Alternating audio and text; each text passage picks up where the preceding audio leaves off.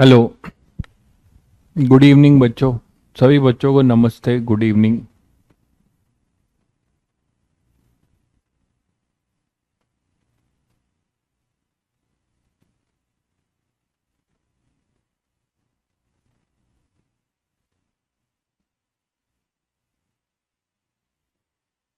Audio video clear है बच्चों?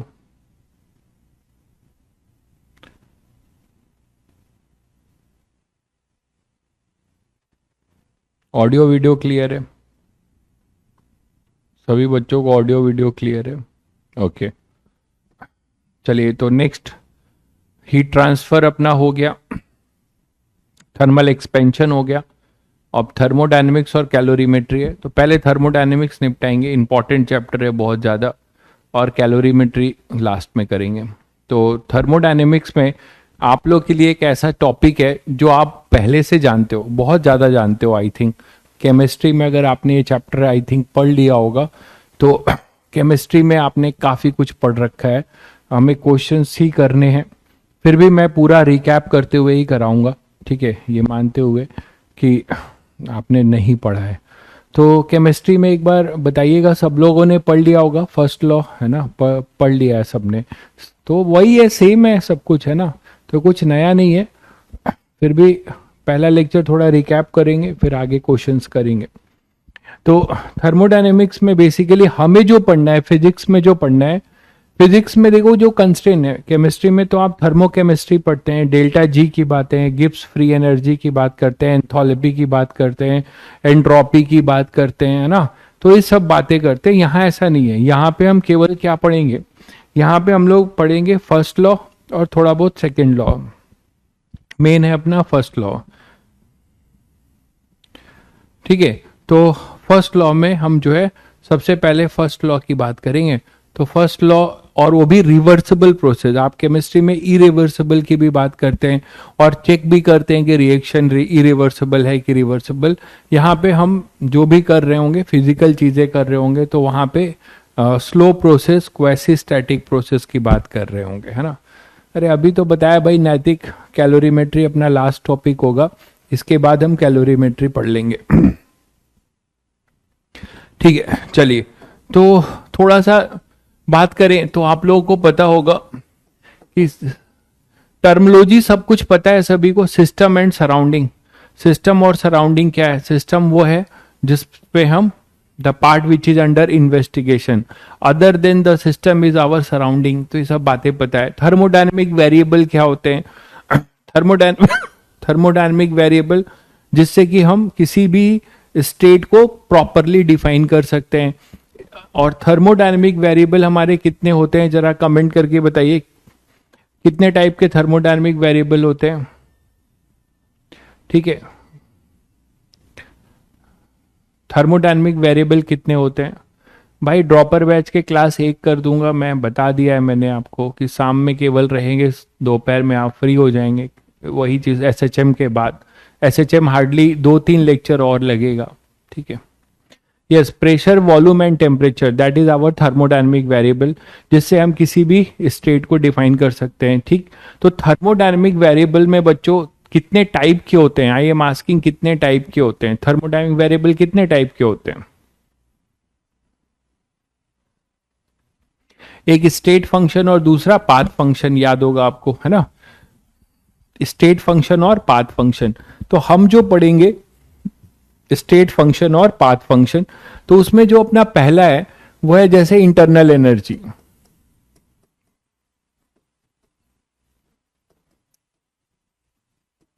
तो इंटरनल एनर्जी सभी को पता है क्या होता है, गैस की। अब ऑब्वियसली हम सब कुछ गैस के लिए पढ़ रहे हैं, है ना? तो इंटरनल एनर्जी जो है, इंटरनल एनर्जी क्या होती है बच्चों?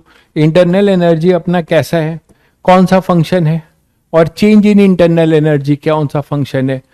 आप लोग कमेंट करके बताएंगे। अरे भाई क्या करूं मैं, आप जो ये इंफॉर्मेशन बार बार इतना बड़ा कमेंट लिख रहे हैं कि आप जिस इंस्टीट्यूट में थे 12th में, उसमें वेव और एसएचएम आपके 12th वाले में था, तो इसमें मैं क्या कर सकता हूँ? ये मुझे ये इंफॉर्मेशन पहुंचा के क्या करना चाहते हो? ठीक है, मुझे नहीं पता है, आप अपनी कक्षा में थे, कौन सा था वो, अपनी कक्षा में क्या हुआ मुझे क्या पता भाई, मुझे नहीं पता, मुझे अभी का पता है जो पता है। तो इंटरनल एनर्जी कैसा फंक्शन है? रेलिवेंट बात करो यार, तुम लोग इतने बड़े हो गए हो, रेलिवेंट बातें किया करो बस, अपने मतलब काम की, मतलब की नहीं, मतलब काम की जो आपको बेनिफिट करे, बोगस बातों से क्या लेना देना। Internal energy is a state function, Sumit ने बताया, सभी बच्चे लिख रहे हैं internal energy is a state function. ठीक है, अच्छा, स्टेट फंक्शन और पाथ फंक्शन में बच्चों इसका मतलब अभी भी कंफ्यूजन है क्या? स्टेट फंक्शन होता है which only depends on the initial and final state, और पाथ फंक्शन होता है जो केवल पाथ पे डिपेंडेंसी रखता है कि आप उस प्रोसेस को किस पाथ से ऑकर करा रहे हो। तो मैं आपसे एक बेसिक सवाल पूछ रहा हूं कि इंटरनल एनर्जी क्या है, तो बच्चों ने बताया it is a state function है। गलत है बच्चों, ठीक है, देखिए आपको आता है लेकिन आपने ध्यान से नहीं सुना। यस, कौशल समझ चुके हैं, उन्होंने सही बताया, change in internal energy state function. State function internal energy नहीं है। इंटरनल एनर्जी किसी भी गैस की जो एनर्जी पोजेस बाय मॉलिक्यूल्स है ना, energy possess by gas molecule in the form of kinetic energy poses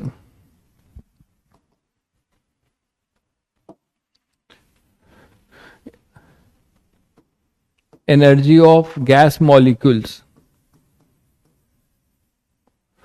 in the form of,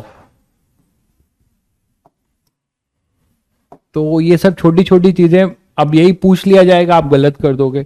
in the form of translational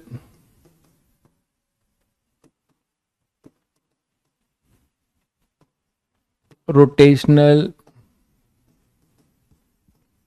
vibrational, और भी होते हैं, मेजर ये कंट्रीब्यूशन रखते हैं।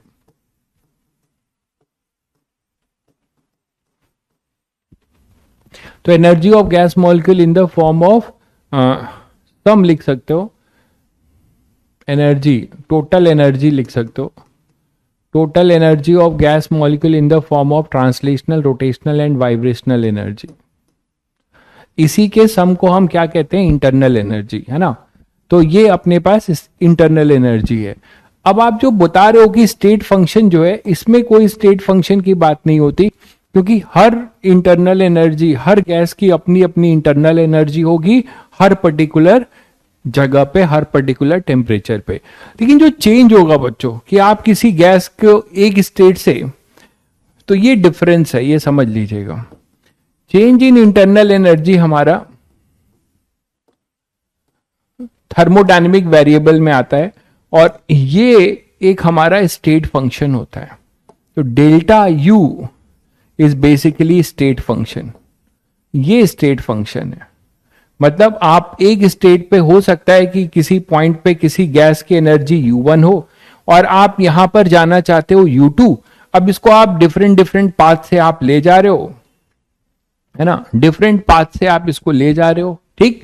तो जिस पाथ पे हो आप, इनिशियल स्टेट पे हो, तो इसका इनिशियल स्टेट पे इसकी जो इंटरनल एनर्जी जो गैस मॉलिक्यूल पोजेस कर रहे होंगे, आगे आप देखेंगे वो टेम्परेचर का फंक्शन होगा, आप जानते भी होंगे। तो ये U1 होगा और ये अपने पास क्या होगा? U2 होगा। आप इसको अगर डिफरेंट पाथ से ले जाओ, तो सभी पाथ में जो चेंज ऑकर होगा, सभी पाथ में जो चेंज ऑकर होगा बच्चों, वो सेम होगा, वो पाथ पे डिपेंडेंसी नहीं रखेगा। मतलब delta U first is equal to delta U second is equal to delta U third. ये डेल्टा यू जो है अपना स्टेट फंक्शन है, यू के बारे में नहीं बोलेंगे आप, ठीक है, यू नहीं, थर्मोडायनेमिक वेरिएबल डेल्टा यू है। तो ये कहानी है। पहली बात तो ये मैं आपको बताऊं, क्लियर हुआ? बहुत बच्चों ने फटाफट लिखना शुरू कर दिया, स्टेट फंक्शन देख लिया करो क्या पूछा जा रहा है। तो चेंज इन इंटरनल एनर्जी तुम्हारा स्टेट फंक्शन होगा, इंडिपेंडेंट ऑफ पाथ। मतलब मैं इसको किसी भी प्रोसेस से ले जाऊं, यहां से यहां, इसको सेम गैस है, एक ही गैस है, उसको किसी भी प्रोसेस से ले जाऊं, ये जो पाथ है ना, वो प्रोसेस बयां कर रहा है ना, किस टाइप का प्रोसेस है। जैसे हम इसको पीवी कर्व में बनाएंगे तो डिफरेंट आपको पाथ मिलेगा पीवी कर्व में, डिफरेंट प्रोसेस के लिए। तो ये डिफरेंट प्रोसेस से आप अचीव कर रहे हो। तो इररिस्पेक्टिव ऑफ दैट, जो चेंज इन इंटरनल एनर्जी है वो अपना क्या है? वो अपना स्टेट फंक्शन। इसी में अगर साइक्लिक प्रोसेस की बात करें तो फॉर साइक्लिक प्रोसेस बच्चों सभी को पता है कि for cyclic process what you will say कि चेंज इन इंटरनल एनर्जी, चलो अलग ले लेते हैं। साइक्लिक प्रोसेस के लिए चेंज इन इंटरनल एनर्जी हमारा कैसा हो जाएगा हमेशा, अब आप समझ रहे हो, वो जीरो हो जाएगा क्योंकि उसमें इनिशियल और फाइनल स्टेट सेम हो जाएंगे, है ना। तो फॉर साइक्लिक प्रोसेस मैं बस बहुत जो इंपॉर्टेंट बातें हैं वही ब्रीफ कर रहा हूं, बाकी तो आपको पता है। फॉर साइक्लिक आपका एक रिवीजन हो जाएगा। फॉर साइक्लिक प्रोसेस हाँ, जो फिजिक्स में क्वेश्चंस होते हैं वो अलग लेवल पे होते हैं, तो क्वेश्चंस आपको अलग लेवल पे मिलेंगे फिजिक्स में।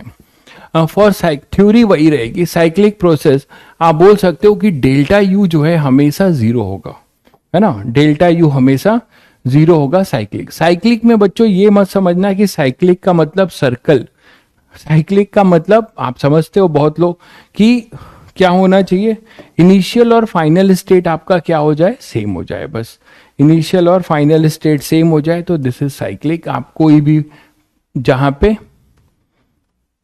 ये भी साइक्लिक है ना, कोई भी किसी भी फॉर्म का साइक्लिक प्रोसेस हो सकता है, तो दिमाग में ये नहीं होना चाहिए कि वो सर्कल होगा हमेशा, ऐसा कुछ भी नहीं है। साइक्लिक प्रोसेस कैसा भी हो सकता है। These all are cyclic process, these all are cyclic process, ये सभी साइक्लिक प्रोसेस बोलने जा रहे हैं। तो ये सब अपने क्या है, साइक्लिक प्रोसेस हैं। तो इन सब में है ना, आप इसको किसी भी डायग्राम में ड्रॉ करो, आप बोले सर पीवी कर्व हो, पीटी कर्व हो, कुछ भी हो, है ना, कुछ भी हो। मान लो मैंने ये पीवी कर्व बना दिया, ये पीटी हो सकता है, वीटी हो सकता है ना, कोई भी कर्व हो सकता है, ये ध्यान रखिएगा। तो किसी भी कर्व के लिए साइक्लिक प्रोसेस में हमेशा अगर साइक्लिक प्रोसेस होगा तो जो चेंज, आप ये नहीं बोलोगे इंटरनल एनर्जी जीरो, कभी इंटरनल एनर्जी आप खुद सोच के बताओ, किसी भी गैस की इंटरनल एनर्जी जीरो हो सकती है क्या?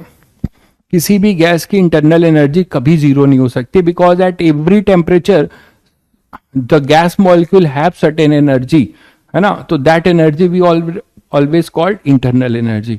तो योर चेंज में भी जीरो, है ना, वो जीरो नहीं हो सकता बिल्कुल। तो आप इसको साइक्लिक किसी भी ऑर्डर का हो सकता है ना, क्लॉकवाइज, एंटी क्लॉकवाइज, आप आंख बंद करके इसमें बता सकते हो कि डेल्टा यू जो है जीरो होगा, डेल्टा यू जो है जीरो होगा। तो साइक्लिक प्रोसेस के लिए बच्चों हमेशा डेल्टा यू क्या होगा, जीरो होगा। साइक्लिक किसी भी टाइप का हो सकता है, ऑल आर साइक्लिक प्रोसेस, ठीक है। तो साइक्लिक प्रोसेस में आपका डेल्टा यू हमेशा जीरो होगा।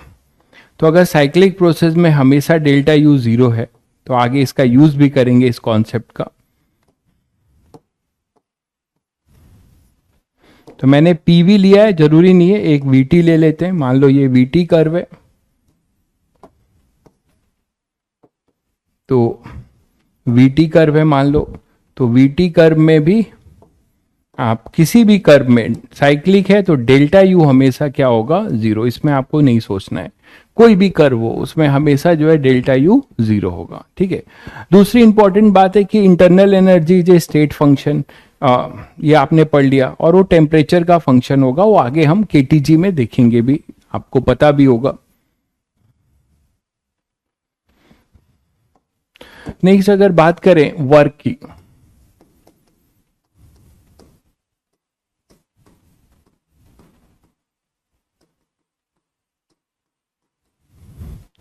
तो थर्मोडायनेमिक वर्क की बात करते हैं तो फिजिक्स में थोड़ा सा आपको बस ध्यान रखना है कि हम यहां पर बेसिकली क्या करते हैं। देखो, वर्क आप जो डिफाइन कर रहे हैं वो यही कर रहे हैं कि अगर आपके पास कोई एक सिलेंडर पिस्टन सिस्टम है, कोई आपके पास एक सिलेंडर पिस्टन सिस्टम है मान लो, तो इस सिलेंडर पिस्टन सिस्टम में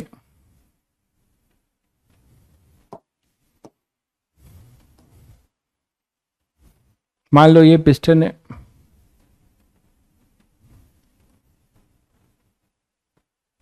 ठीक है।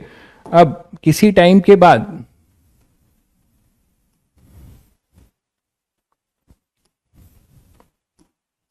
ये मान लो यहां पे आ जाता है,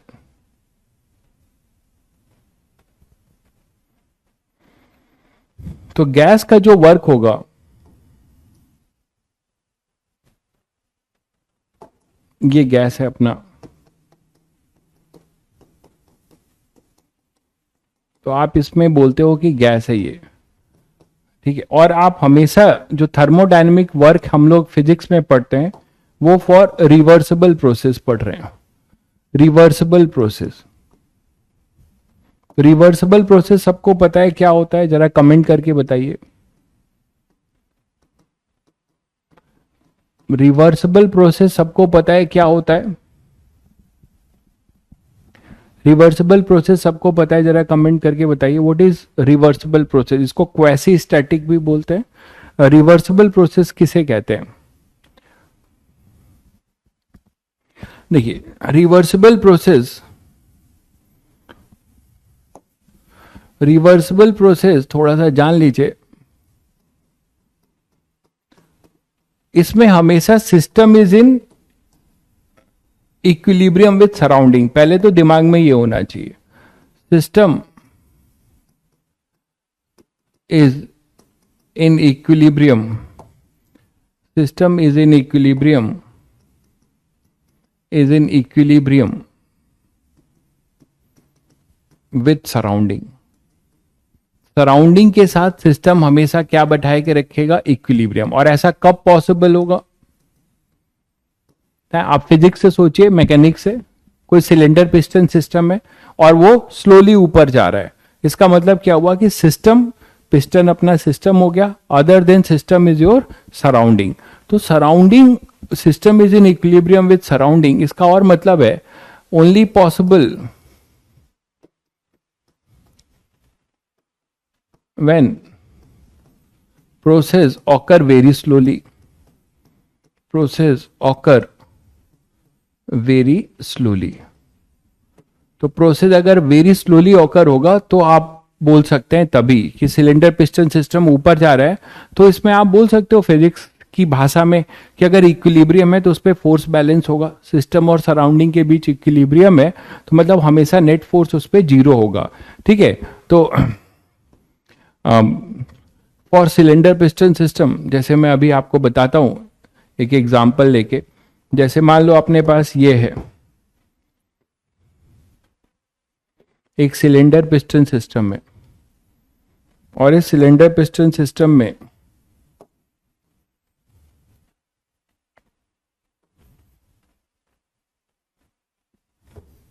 there is a equilibrium between system and surrounding. इसका क्या मतलब है? इसको आप न्यूमेरिकल में कैसे यूज करेंगे इस मतलब को?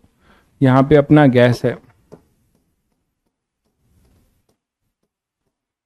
तो अगर हर टाइम पे आप बताओ यहां पे एफबीडी अगर बनाओ तो यहां पे क्या लगेगा बताओ? यहां पे गैस का एक प्रेशर लगेगा P इंटू ए, P इंटू ए का, और अगर इसका वेट है mg, इसका वेट है अपना mg, इसका वेट है mg, और मान लो इसमें मैं क्या कर रहा हूं, एक स्प्रिंग भी लगा दे रहा हूं, एक स्प्रिंग भी लगा दे रहा हूं।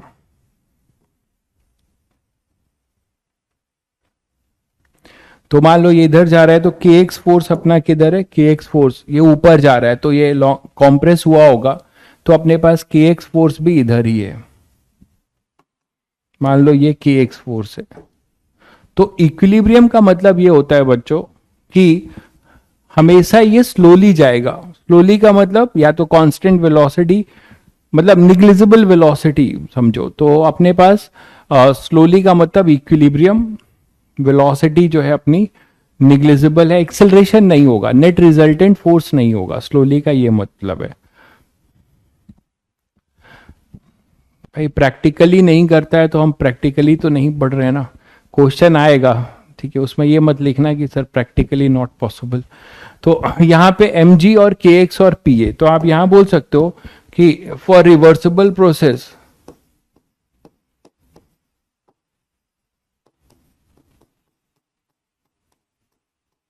है ना, ऑलवेज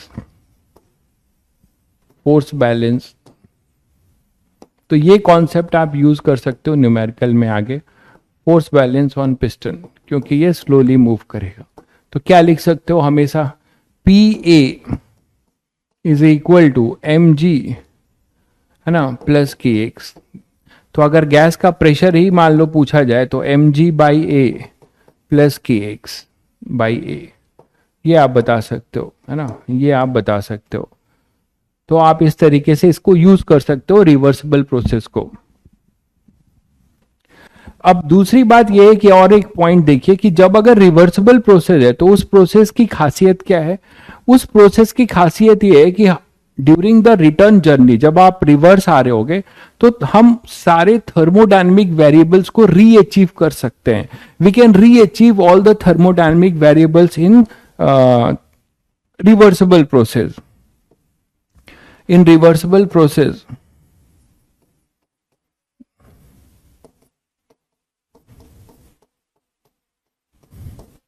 all the thermodynamics जो अपने स्टैंडर्ड हैं पीवीटी, तो ऑल द थर्मोडायनेमिक वेरिएबल्स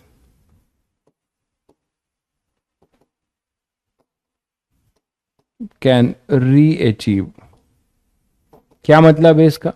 कि मान लो अगर मैं एक पीवी कर्व बनाऊं तो इस पीवी कर्व पे अगर आपके पास कोई ये पीवी कर्व है तो इस पे ऐसा मैंने कोई एक पीवी कर्व बनाया, ठीक है बच्चों, और आपने दो स्टेट चूज किया। मान लो यहां पे स्टेट ए है और यहां पे स्टेट बी है।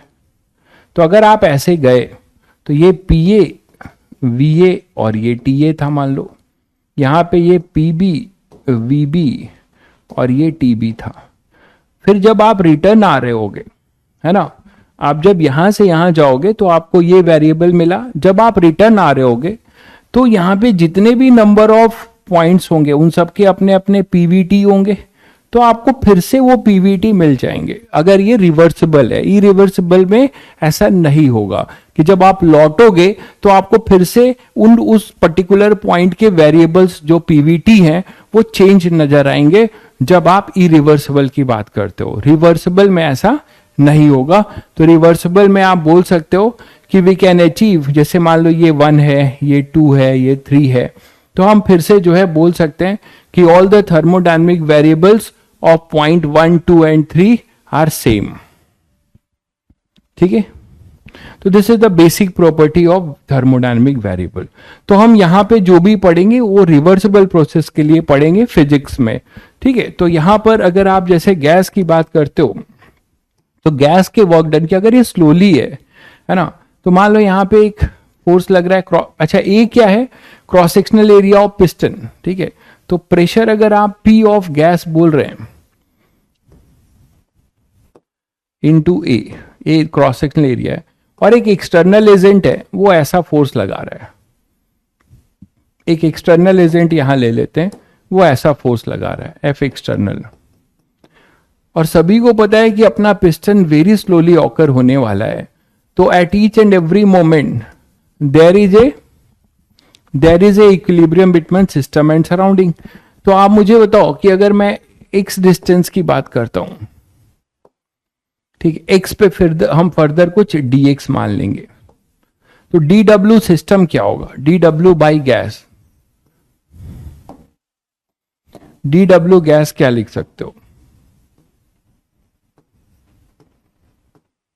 वो हो जाएगा पी गैस इंटू ए, है ना, और D x into D x लिख सकते हो। एक्स पे है, हमेशा चेंज हो रहा है, तो एक्स से फर्दर डी एक्स गए तो डी एक्स के लिए हमारा डी डब्ल्यू का वर्क डन हुआ, ऐसा बोल सकते हो। या आप इसी को डी एक्स मान लो, कोई दिक्कत नहीं है, आप इसी को मान लीजिए, ये डी एक्स है मान लीजिए। तो आप यहां से जब यहां गए तो dx, आप dx का फायदा ये उठा सकते हो कि for a very differential displacement of the piston dx our pressure is not going to change. तो आप यहां पे आ गए। अब आप देखो कि अगर टोटल की बात कर रहे हो और ये पॉजिटिव वर्क है बच्चों, दिख रहा है आपको पॉजिटिव वर्क है, तो W गैस ये पॉजिटिव आएगा। क्या आएगा? P gas into A D X, और A D X is basically what? A D X क्या है तुम्हारा? ए डी एक्स क्या है? Volume DV. यह है cross sectional area of piston.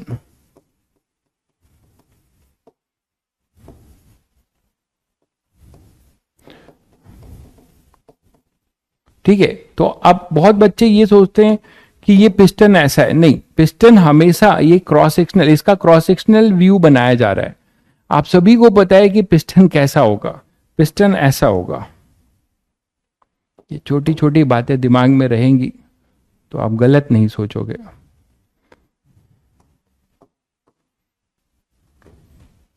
ये है तुम्हारा सिलेंडर पिस्टन सिस्टम, ठीक है, ये है। तो ये है इसका एरिया है, क्रॉस सेक्शनल एरिया, ठीक है। और यहां से अगर आप dx जा रहे हो,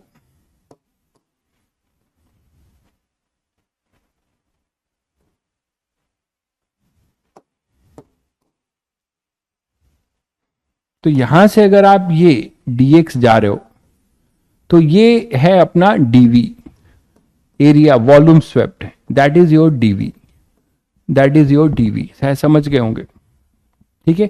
तो हमेशा इसका कौन सा बनाया जाता है, इसका आप इसको कट कर दो तो आपको ये व्यू दिखता है, क्रॉस सेक्शनल व्यू, ठीक है। तो ये अपने पास dv है, तो p गैस इंटू क्या लिख सकते हो, dv इंटीग्रेशन।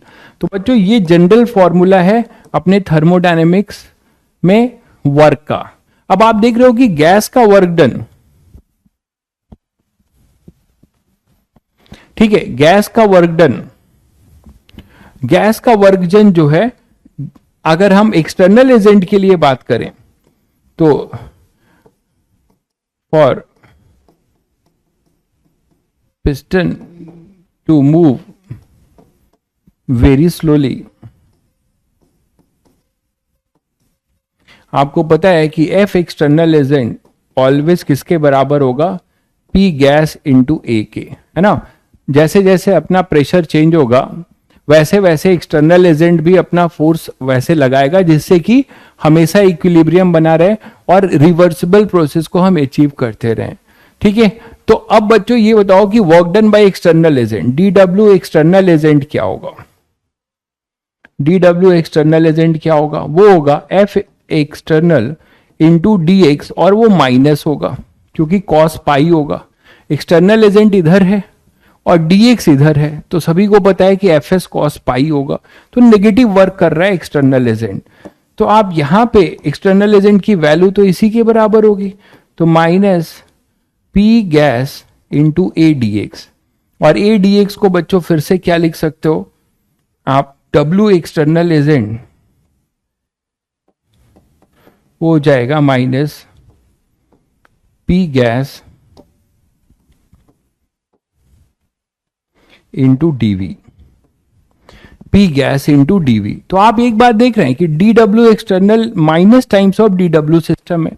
तो जब भी अपने थर्मोडायनेमिक्स में वो जो साइन का चेंज है उसका यही रीजन है कि हम बेसिकली क्या कर रहे हैं, अपने वर्क मेथड से देख रहे हैं कि यहाँ पे पिस्टन का एक्सपेंशन जो अपना हो रहा है, अगर गैस वर्क कर रहा है तो वो पॉजिटिव है और एक्सटर्नल एजेंट वर्क करेगा ऑन द सिस्टम, तो हम यहीं से साइन कन्वेंशन बोलते हैं कि work done on the system is negative and work done by the system is positive.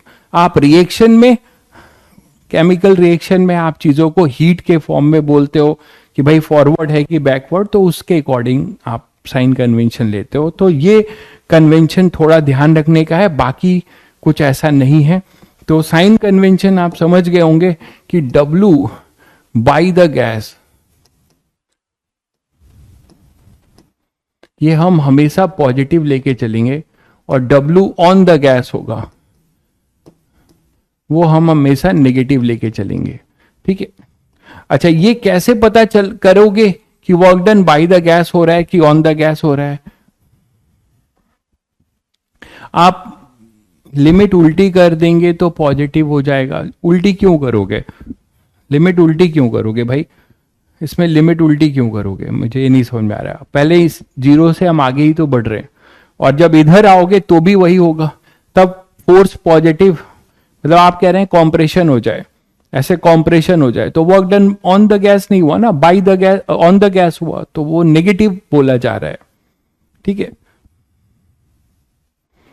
तो यहां पे वर्क डन, इसमें आपको कैसे पहचानोगे, जब ऑन द गैस होगा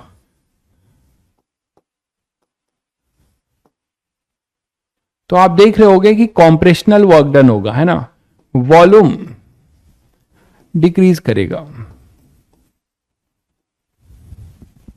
आप सिलेंडर पिस्टन अपने दिमाग में रखिएगा, ठीक है, सिलेंडर पिस्टन दिमाग, हाँ केमिस्ट्री में उल्टा होता है, आपको पता है तो क्या लिख रहे हो, पता ही है आपको। तो वॉल्यूम डिक्रीजेस, ठीक है, तो जब भी आपको सिलेंडर पिस्टन से सोच रहे होंगे वॉल्यूम डिक्रीज कर रहा होगा, या पीवी कर्व को आप अगर देख रहे होगे तो पीवी कर्व में जैसे जैसे आपका वॉल्यूम कम हो रहा होगा फाइनली, तो समझ लो कॉम्प्रेशनल वर्क डन है, और कॉम्प्रेशनल वर्क डन है मतलब ऑन द गैस हो रहा होगा।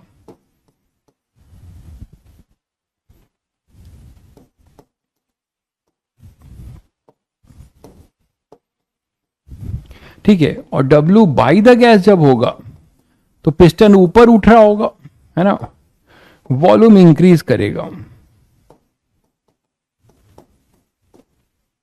इसको आप एक्सपेंशनल वर्क डन बोल सकते हो।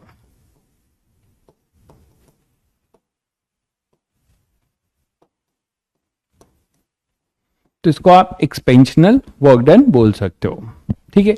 अब मान लीजिए इसी में अगर बात करें कि work done in cyclic process की, थर्मोडायनेमिक में अगर work done in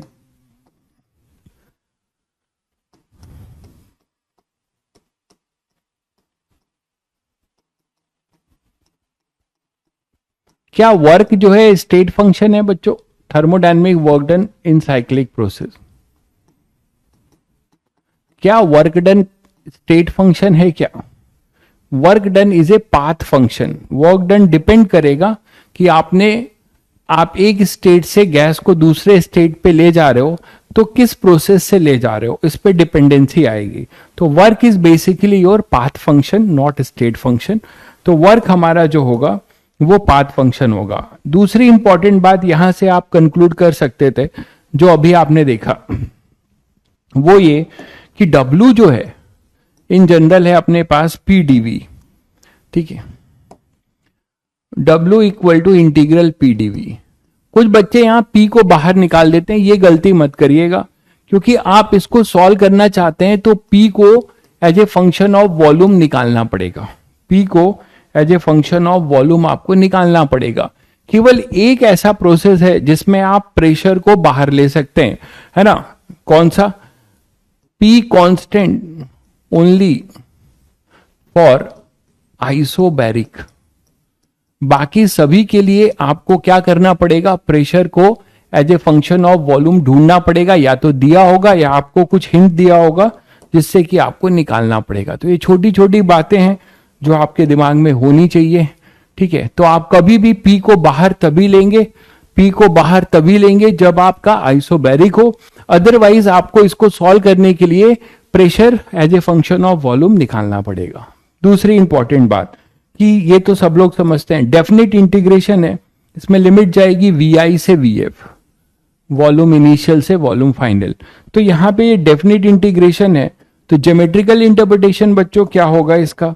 geometrical interpretation यही होगा कि पीवी कर्व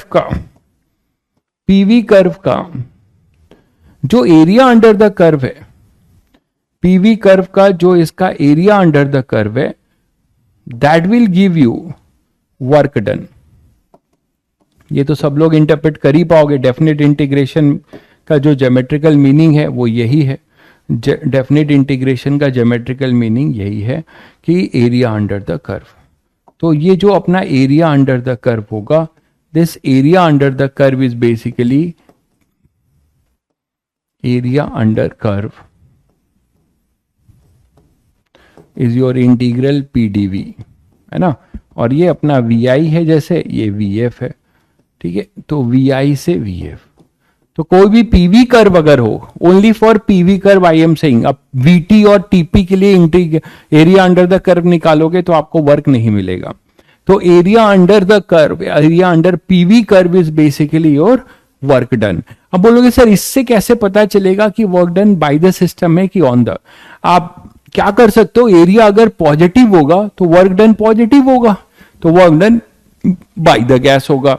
अगर एरिया अपना नेगेटिव है तो work done on the gas होगा, ठीक है। तो एरिया अगर अपना पॉजिटिव है तो वही, तो आप बेसिक बातें समझ सकते हो कि work done by the gas होगा, और अगर ये नेगेटिव आता है तो एरिया तो work done on the gas होगा। लेकिन इसी में अगर हम साइक्लिक प्रोसेस की बात करें तो साइक्लिक प्रोसेस में बच्चों क्या बोलोगे, इसमें कौन सा एरिया लोगे? कोई भी साइक्लिक प्रोसेस ले लो। तो मैंने मान लो एक साइक्लिक प्रोसेस लिया है। अब इस साइक्लिक प्रोसेस में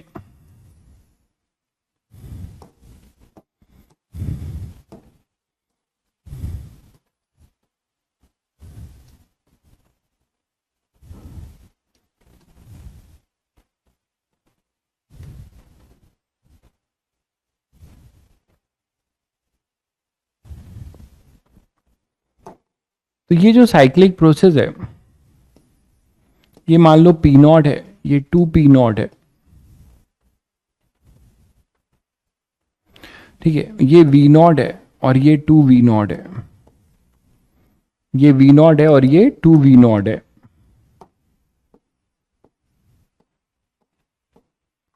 ठीक है। और ये मान लो साइक्लिक प्रोसेस अपना क्लॉकवाइज है, क्लॉकवाइज साइक्लिक प्रोसेस चल रहा है। यहां से कोई भी स्टेट ले सकते हो। ये मान लो ए है,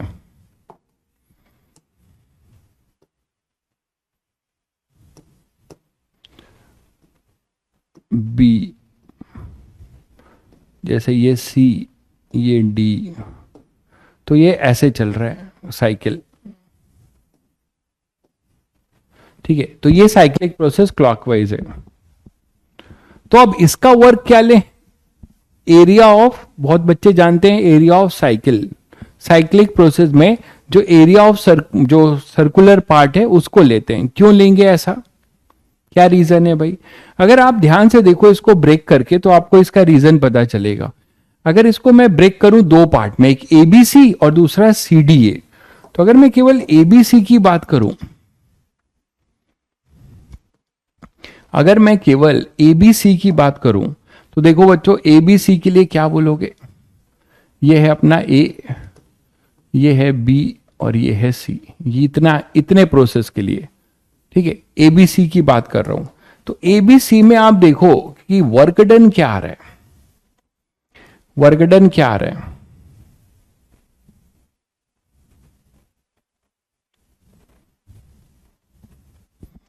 एबीसी में अपना वर्क डन क्या आ रहा है,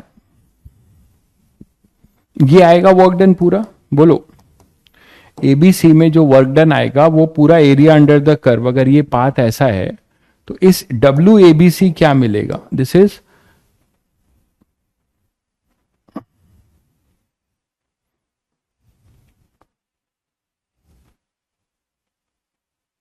ये होगा वर्क डन। बोलो, इसका नाम मैं कुछ A1 बोल देता हूं, ऐसे ही ले लिया A1, ठीक है। तो आप क्या बोल सकते हो, ये V नॉट है और ये 2V नॉट है। तो आप यहां से बोल सकते हो कि WABC, और ये कैसा, आप बता सकते हैं क्या, ये कैसा वर्क डन है, work done by the gas है कि work done on the gas है, work done by the gas है कि work done on the gas है। आप खुद भी बता सकते हैं कि यहां पर देखिए कि वॉल्यूम एक्सपैंड कर रहा है। तो एक बात जो मैंने आपको बोली, मैथ से आप नहीं समझ सकते, यहां पे मैंने जो बोला कि एरिया जरूरी नहीं है, यहां से आप देख पा रहे हैं कि एरिया अगर पॉजिटिव होगा, हमेशा एरिया वाई एक्सिस पे होगा, तो जरूरी नहीं है कि हमेशा और हमेशा आपको जो है work done by the gas होगा। इसका मैंने आपको रीजन बताया था। मैंने कहा था कि work done by the gas की पहचान है कि वॉल्यूम बढ़ेगा, बस आपके दिमाग में ये होना चाहिए। तो work done by the gas A से बी गए, वॉल्यूम बढ़ रहा है, तो आप सिलेंडर पिस्टन के दिमाग में लगाओ और सिलेंडर पिस्टन से सोचो, पिस्टन ऊपर उठ रहा होगा, पिस्टन ऊपर उठ रहा होगा, एक्सपेंशनल वर्क डन है, तो गैस ने वर्क किया होगा। तो WABC ये है अपना बाय द गैस है, ये है ना। और ये पॉजिटिव A1 लिख सकते हैं, ये होगा बाय द गैस, ठीक है। तो ये बाय द गैस है, कॉम्प्रेशनल वर्क डन नहीं है। अब इसमें जरा देखो कि जो नेक्स्ट पार्ट है उसको अगर आप ड्रॉ करते हो, नेक्स्ट पार्ट को, इसको CDA को, CD और A को अगर आप देखते हो, तो CDA को अगर आप देख रहे हैं तो आपको क्या मिलेगा, यहां से आप देख पा रहे हैं कि इसका जो एरिया अंडर द कर्व होगा, इसका जो एरिया अंडर द कर्व होगा वो आप देख पा रहे हो क्या होगा, CDA मतलब ऐसा। तो यहां पे जो एरिया अंडर द कर्व है वो ये है। इसका नाम मैं अगर कुछ A2 दे देता हूं, जो भी आएगा इसका नाम अभी हम कैलकुलेट भी कर लेंगे इसको, तो इसको जो भी हम A2 दे दें तो यहां पे आप बोल सकते हो बच्चों कि यहां पर जो वर्क होगा, आप देख रहे हो कि वॉल्यूम 2V0 से V0 जा रहा है, ये इनिशियल होगा, ये फाइनल होगा। एरो को देखकर आप इनिशियल और फाइनल ले सकते हैं। भाई अभी तो आपको बताया साइन अपोजिट क्यों है, और अभी वही चीज आप पूछ रहे हो, आपको डिराइव करके दे दिया। ये क्या दिख रहा है आपको? आपको एक्सटर्नल एजेंट का दिखाया नेगेटिव है और सिस्टम का भी दिखा दिया पॉजिटिव है, फिर भी आप पूछे जा रहे हो। बाकी कन्वेंशन, तो कन्वेंशन नाम क्यों पड़ा है फिर? V0 और 2V0, यहां पे ये A2 है, तो यहां से आप बोल सकते हो WCDA that is equal to minus A2। Negative sign आपको बता रहे हैं work done on the gas, on the gas है ये। तो आप देख रहे हैं कि हमारा एरिया पॉजिटिव है। मैथ से मत देखिए, मैथ से मत देखिए, ये आप पॉजिटिव है पीवी कर्व में, फिर भी ये मत सोचिएगा कि हमेशा वर्क डन फिर बाय द गैस होगा, ऐसा नहीं है। आपको साइकिल में साइक्लिक प्रोसेस है, अगर एक ही स्ट्रेट लाइन है, मान लो ऐसा है, एक स्ट्रेट लाइन है, तो यहां तो आपको पता है कि बढ़ेगा ही, है ना। ये ऐसा है तो यहां पे आप बता सकते हो, यहां पे ऐसा है तो ये भी आप देख रहे हो कि वॉल्यूम का एक्सपेंशन है। तो आपको साइन मैथ से नहीं देखना है, इसमें आपको देखना है वॉल्यूम को। वॉल्यूम का अगर इंक्रीज हो रहा है तो एक्सपेंशनल वर्क है, मतलब गैस वर्क करेगा, तो ये ऑन द गैस होगा। अच्छा, अब इन दोनों को अगर मैं जोड़ दूं बच्चों पूरे साइकिल के लिए, तो जोड़ दूं तो मुझे क्या मिलेगा? ये मिलेगा कि नहीं? तो आप क्या बोल सकते हो, W net that is equal to WABC plus WCDA। तो आपको क्या मिलता है? A1 minus A2 and your A1 minus A2 is what? आप A1 से, ये अपना A1 है, ये A2 है, तो A1 से A2 को माइनस कर दो, A1 को A2 से माइनस कर दो, ठीक है। तो अगर आप A1 से थर्ड ग्राफ में नेगेटिव क्यों है? बिकॉज इट इज, आप, मैं वही चीज बोलता हूं, आप लोग वही कमेंट करते हो, सुनाई नहीं पहुंचता क्या भाई प्रिंस बाबू? मैंने अभी कहा कि आप मैथ्स के से मत देखिए कि एरिया पॉजिटिव नेगेटिव, उससे मत देखिए, आप वॉल्यूम को देखिए, एक्सपेंशनल और कॉम्प्रेशनल वर्क डन। इसको स्टार्टिंग में भी मैंने आपको एक छोटी सी बात लिख दी थी, यहां देखिए कैसे पता करेंगे। Work done on the gas volume decreases, compressional work done होगा। Work done by the gas में वॉल्यूम इंक्रीज करेगा, एक्सपेंशनल वर्क डन। तो आपको यहां पे एरो नहीं दिखता क्या भाई? तीर देखो, तीर, ये तीर ये है, और इस प्रोसेस का ये इनिशियल है और ये फाइनल है। तो ये V0 है और ये 2V0 है ना। तो 2V0 से V0 जा रहे हो, 2V0 से V0 जा रहे हो, मतलब क्या हुआ? सिलेंडर पिस्टन से सोचो, दब रहा होगा पिस्टन, पहले जो है वो 2V0 पे होगा, दबते दबते V0 पे होगा, मतलब सराउंडिंग ने वर्क किया होगा, ठीक है। तो ये हो गया -2।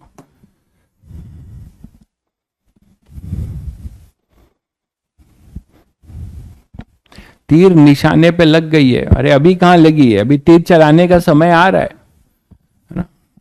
तीर चलाने का 24 जनवरी के बाद, 22 के बाद समय आएगा, तब पता चलेगा कि तीर निशाने पे लग रही है कि पूरा मैक्सिमम डेविएशन लेके जा रही है, ठीक है। तो वर्क डन अपने पास W ऑन द गैस ये है। अब आपने इसको माइनस किया तो बच्चों ये क्या दे रहा है?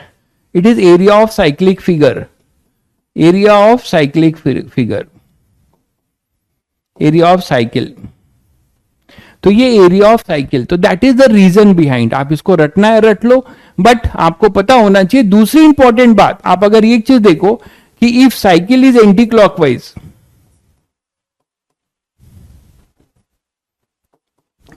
इफ साइकिल इज क्लॉकवाइज, अभी क्लॉकवाइज लिया है, तो आप क्या देख रहे हो?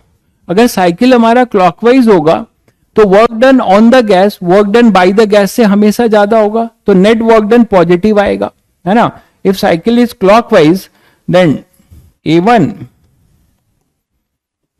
Is greater than A2।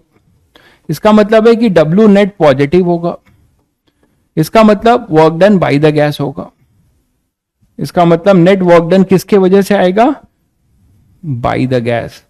तो ये सब मतलब साइकिल के क्लॉक और एंटी क्लॉकवाइज को देखकर आप बता सकते हो कि नेट वर्क डन, ठीक है। तो आप जो है यहां पे net work done by the gas होगा। अगर if cycle is anti clockwise तो क्या होगा बच्चों, A1 क्या होगा, एंटी क्लॉकवाइज में मैं बना नहीं रहा हूं, आप गेस कर सकते हो कि इस साइकिल को घुमा दो, तो जब घुमाओगे तो CBA होगा, और CBA ये work done bye on the gas होगा, और ये work done by the gas होगा, मानते हो। तो if cycle is anti clockwise तो आप क्या बोल सकते हो इसमें, आप इसमें ये बोल सकते हो कि A1 अपना नेगेटिव होगा और A2 पॉजिटिव होगा, मानते हो। तो W नेट जो होगा वो होगा -A1 प्लस A2 होगा, और ओवरऑल और A1 बड़ा होगा, A1 बड़ा है, A1 हमेशा ग्रेटर देन A2 है, आप देख रहे हो वैल्यू वाइज, और ये नेगेटिव है, तो इसका मतलब W नेट नेगेटिव होगा, मतलब ऑन द गैस होगा। तो आप साइकिल के ओरिएंटेशन को देखकर बता सकते हो, है ना।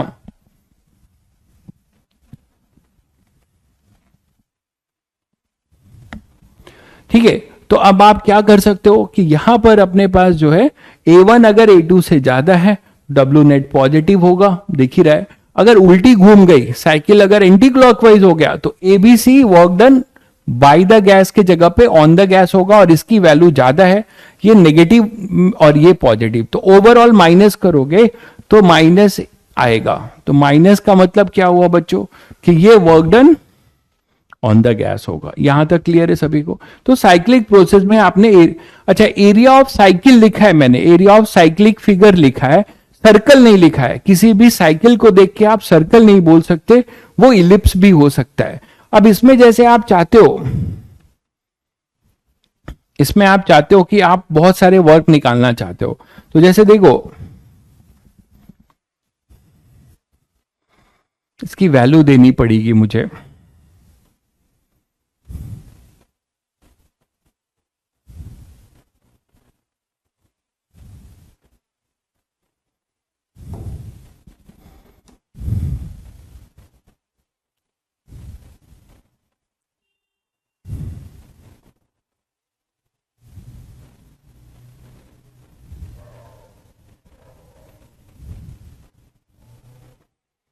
इसकी वैल्यू ले लीजिए, मान लीजिए मैं इसको एक क्वेश्चन बना रहा हूं, इसी पे देखिए।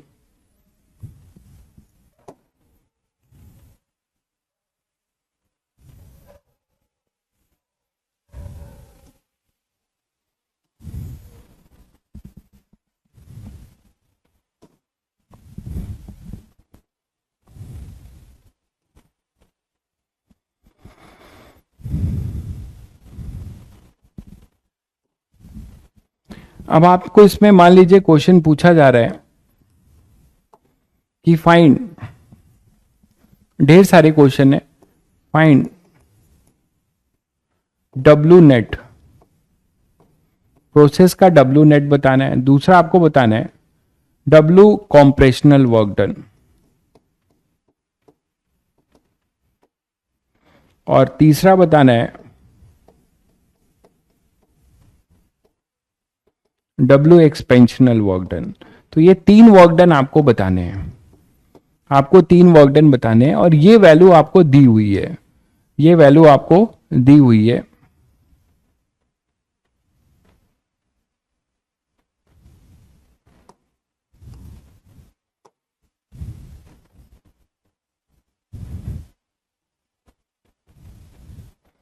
ये वैल्यू ले लेते हैं 3P0/2, ये वैल्यू ले लेते हैं 3P0/2, ठीक है। तो अब आप बता सकते हो यहां पे ये तीनों का आंसर जल्दी जल्दी बताइएगा। पहले का आंसर दीजिएगा सब लोग। फर्स्ट का आंसर क्या होगा बच्चों, W नेट क्या होगा, ये तो बता दो फटाफट। W नेट क्या होगा, ये PV कर्व है ऑब्वियसली, डब्ल्यू नेट क्या होगा? पीवी बाई 4, पीवी बाई 4 आपका डब्ल्यू नेट होगा।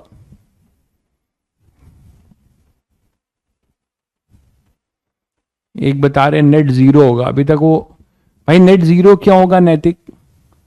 वर्क डन जो है पीवी कर, मतलब आप लोग केमिस्ट्री में पढ़ने के बाद इतना जो है टैलेंटेड आंसर दे रहे हो। अरे जीरो क्यों होगा मेरे भाई? अभी तो बताया कुछ साइक्लिक प्रोसेस में जीरो कहां होगा? इतना डिस्कशन हो रहा था तो आपको लगा ये जीरो है। कहां जीरो है? ये A1 और A2 बराबर है क्या? कहां जीरो आ रहा है यार? कैसी बातें करने लगते हो बहकी बहकी।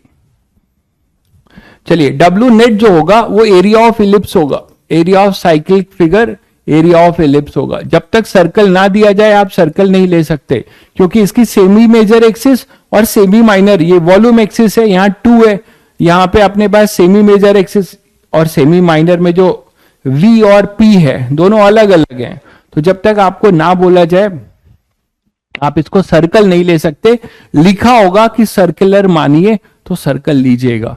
तो एरिया ऑफ इलिप्स होगा जो कितना होगा? पाई ए बी, है ना। तो पाई ए बी यहां पर ए के जगह पे, ये ए के जगह पे ए क्या लिखेंगे? ये पूरा, ये सेमी मेजर ले रहे हैं तो कितना है? ये एक तरीके से वी नॉट है।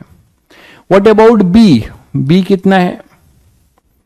बी अपने पास कितना है? बी देखो, बी कितना है? बी अपने पास है पी नॉट, ठीक है। तो सेमी मेजर और सेमी माइनर हो गए पी नॉट और वी नॉट। नहीं तो अभी पाई ए बी है, और सॉरी, तो ये 2a equal to we not, तो ए नॉट होगा, 2a होता है ना भाई इलिप्स में, तो ए नॉट होगा वी नॉट बाई 2। इसी तरीके से 2b होगा पी नॉट, तो यहां पे पी नॉट बी होगा पी नॉट बाई 2। अब आप एरिया ऑफ इलिप्स लिख सकते हो pi P naught V naught by 4 joule, और ये पॉजिटिव, ऑब्वियसली पॉजिटिव आएगा ओवरऑल, क्योंकि एंटी क्लॉकवाइज है तो ये पॉजिटिव आएगा। क्लॉकवाइज होता, सॉरी क्लॉकवाइज है तो पॉजिटिव आएगा, एंटी क्लॉकवाइज होता तो नेगेटिव होता। अब आपसे बोला जा रहा है कॉम्प्रेशनल वर्क डन, ठीक है। तो कॉम्प्रेशनल वर्क डन क्या लिख सकते हो? डब्ल्यू कॉम्प्रेशनल, डब्ल्यू कॉम्प्रेशनल, कॉम्प्रेशनल वर्क डन मतलब क्या मतलब हुआ? On the gas. किस प्रोसेस में ऑन द गैस हो रहा है? किस वाले पार्ट में ऑन द गैस हो रहा है बताओ? ये नीचे वाले में, अभी अभी आपने बनाया था, अभी अभी आपने इसका फिगर बनाया था। नीचे वाला जो है ये कॉम्प्रेशनल वर्क डन है, इसमें वॉल्यूम डिक्रीज कर रहा है ना। तो इसका आप निकाल सकते हो, इसका वर्क डन क्या होगा? ये एरिया अंडर द कर्व निकाल सकते हैं क्या? बोलिए भाई जल्दी। ये वी नॉट, ये 2v नॉट, और ये आपको दिया हुआ था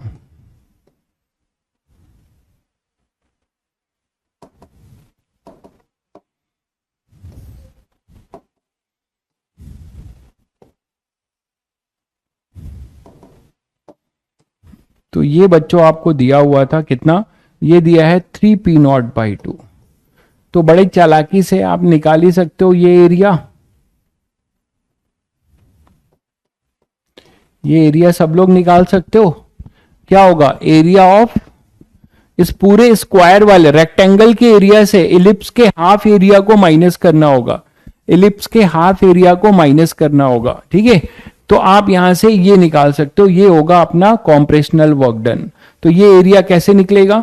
पहले आपको इस रेक्टेंगल के एरिया से आपको क्या करना पड़ेगा? इलिप्स के हाफ एरिया को माइनस करना होगा। तो डब्ल्यू कॉम्प्रेशनल जो होगा, मैं यहां लिख रहा हूं, डब्ल्यू कॉम्प्रेशनल जो होगा वो रेक्टेंगल का एरिया होगा, वो कितना होगा? Area of rectangle minus half of area of ellipse, half of area of ellipse. तो एरिया ऑफ रेक्टेंगल कितना है बच्चों? पूरा ये है 3p nought by 2 into V nought. ये कितना है? ये वी नॉट है, इसमें से माइनस करोगे हाफ, और अभी एरिया इसका निकाला था आपने pi P naught V naught by 4। तो आपके पास मिलेगा 3p0v0/2 माइनस पाई p0v0/8। तो ये कॉम्प्रेशनल वर्क डन होगा, ये होगा कॉम्प्रेशनल वर्क डन, ये अपने पास कॉम्प्रेशनल वर्क डन होगा। ये क्लियर है सभी को? ये सभी को क्लियर है भाई? और अगर साइन के साथ देखा जाए तो कॉम्प्रेशनल वर्क डन है, work done on the gas है, तो ये नेगेटिव होगा, है ना। ये आप बोलोगे सर ये नेगेटिव, तो आपको यहां पे जब टिक करेंगे तो आपको ऑप्शन में साइन के साथ लेना पड़ेगा, ये ध्यान रखिएगा। ये पूरा है, इसको में ये माइनस होगा। कॉम्प्रेशनल वर्क डन है, वर्क डन किसके वजह से? ऑन द गैस है, तो वो आप नेगेटिव होगा, नेगेटिव टिक करना पड़ेगा विथ साइन। मैग्नीट्यूड पूछता तो अलग बात है, यहां मैग्नीट्यूड क्यों पूछेगा, ये तो साइन के साथ चलेगा। तो work done on the gas आपको ये लेना पड़ेगा। अब work done by the gas जो होगा, वर्क डन एक्सपेंशनल वर्क डन, उसमें बस ये जुड़ जाएगा। क्यों भाई, समझ रहे होगे? Work done by the gas में ये जुड़ जाएगा, और तो कुछ नया नहीं होने वाला है। तो work done by the gas की बात कर रहे हैं अगर आप,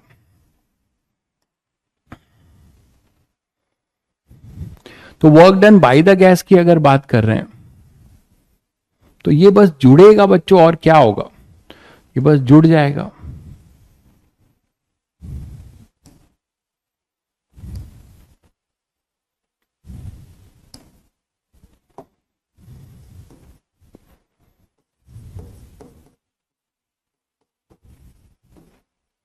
W एक्सपेंशनल जो होगा वो एरिया ऑफ, उल्टा हो जाएगा ना, आप ये उल्टा हो जाएगा, चलो पूरा ही लिख लेते हैं।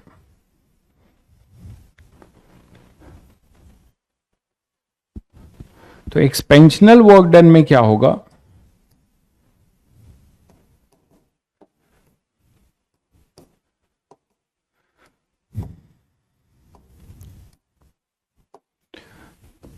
Third part W एक्सपेंशनल।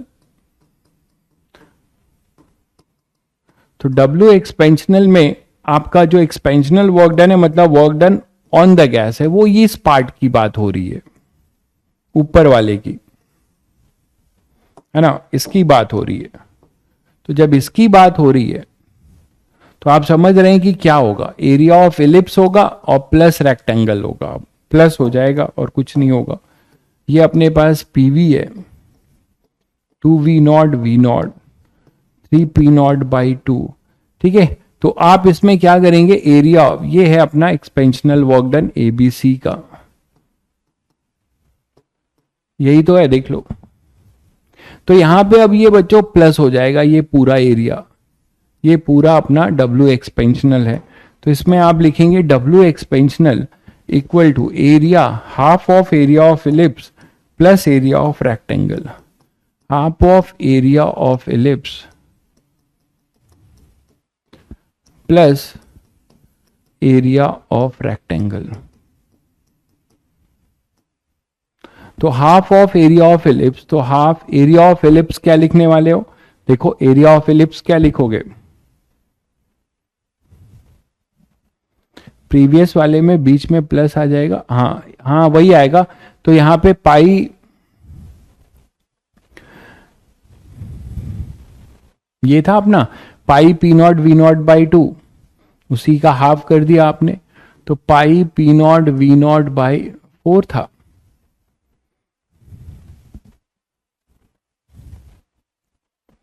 Pi p0v0/4 area of ellipse है ना, और ये प्लस आ रहा है एरिया ऑफ रेक्टेंगल जो होगा कितना 3p0v0/2, तो प्लस आ जाएगा, बिल्कुल सही कह रहे हैं। तो पाई p0v0/8 प्लस 3p0v0/2, तो ये अपना एक्सपेंशनल वर्क डन होगा, ये अपना एक्सपेंशनल वर्क डन होगा। और इसमें आपको नजर आता है कि अगर आप इससे भी देख रहे हैं कि नेट वर्क डन के लिए, तो ये वाला टर्म कैंसिल हो जाएगा और 3p0v0/2 ऐड हो जाएगा। क्लियर है? तो this is the work done in a cyclic process, है ना, work done in a cyclic process आप ये बोल सकते हो। जब सर्कल बोला जाए तो आप सर्कल लीजिएगा, जब सर्कल आपको बोला जाए तब आप सर्कल लीजिएगा। तो ये बेसिक टर्मिनोलॉजी थी, है ना, नेक्स्ट आपके पास वही है first law of thermodynamics.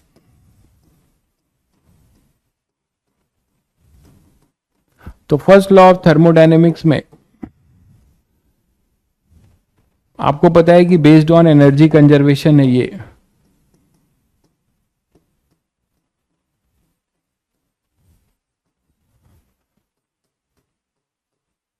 Based on energy conservation, तो बेस्ड ऑन एनर्जी कंजर्वेशन है। तो अब यहां पे आप बता सकते हो कि जो स्टेटमेंट है वो यही है कि किसी सिस्टम को अगर आप लेते हो, जैसे सिलेंडर पिस्टन सिस्टम है, इस सिलेंडर पिस्टन सिस्टम में अगर आप कोई पिस्टन है मान लो ये, और आप यहां पे हीट दे रहे हो, डेल्टा क्यू दे रहे हो गैस मॉलिक्यूल को, सिस्टम को आप हीट प्रोवाइड कर रहे हो, तो क्या होगा, इसकी दो पार्ट में खर्च होगा ये, है ना। एक तो गैस वर्क करेगा, तो वर्क डन बाय गैस होगा, और plus change in internal energy होगा जो बचा है। तो यही बोला जाता है कि delta Q is equal to delta U plus delta. Sign convention के वजह से आप जो केमिस्ट्री में फर्स्ट लॉ का पढ़ते हैं, है ना, वो थोड़ा आपको अलग नजर आएगा। Delta Q equal to delta U plus delta W. Simple यहाँ एनर्जी कंजर्वेशन है, ठीक है, जिसमें डेल्टा क्यू गिवन अगर है तो वो change in internal energy plus work done है, वर्क डन है, तो चेंज इन इंटरनल एनर्जी है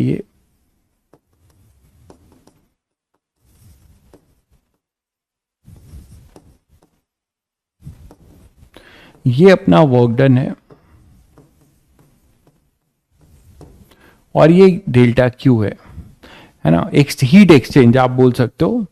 तो अब आप इसमें जो कन्वेंशन है डेल्टा क्यू गिवन, ये तो सेम है केमिस्ट्री में भी, ये पॉजिटिव है। डेल्टा क्यू रिलीज ये अपना नेगेटिव है, तो ये सेम है। डेल्टा यू के बारे में आप जानते ही हो, वो तो अपने आप आएगा, है ना।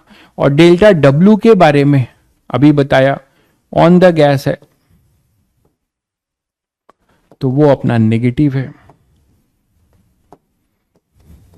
और delta W by the gas है, वो अपना पॉजिटिव है। तो ये कहानी है आपकी साइन कन्वेंशन की फिजिक्स में।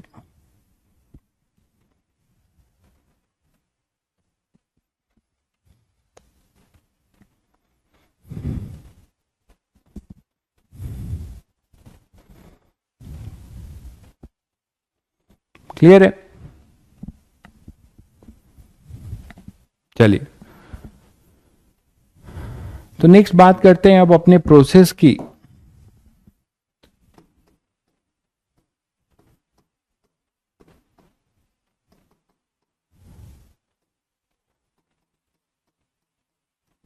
तो प्रोसेस भी आप लोगों ने सब पढ़ रखा है, सारे प्रोसेस पढ़ रखे हैं आप लोगों ने, बस जल्दी जल्दी मैं ब्रीफ कर रहा हूं, और फिर पॉलीट्रॉपिक पे ज्यादा फोकस करेंगे। तो थर्मोडायनेमिक प्रोसेस में पहला अपना वही है आइसोबैरिक, जिसमें आप कौन सा वेरिएबल कांस्टेंट लेते हो, थर्मोडायनेमिक वेरिएबल, वो आप लेते हो प्रेशर को कांस्टेंट। तो प्रेशर आपका कांस्टेंट रहेगा आइसोबैरिक में, ठीक है, प्रेशर आपका कांस्टेंट रहेगा आइसोबैरिक में। तो इसमें एक एक चीज देखते हैं कि इसमें आइसोबैरिक प्रोसेस में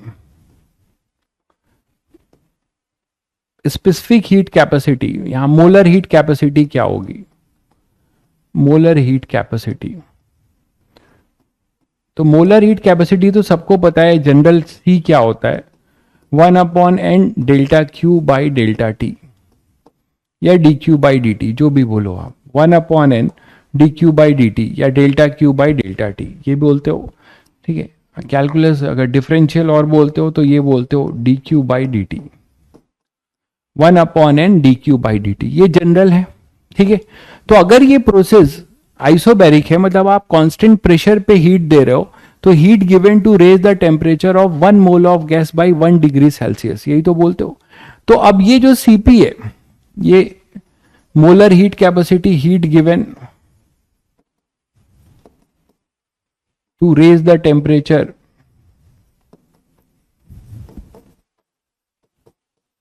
of 1 mole of gas by 1 degree Celsius. ये जनरल है, जनरल मोलर हीट कैपेसिटी है एट कांस्टेंट प्रेशर। अगर ये कांस्टेंट प्रेशर की बात कर रहा है तो एट कांस्टेंट प्रेशर यही तो बोल देते हो कि ये जो तुम्हारा C है यही Cp बन जाता है।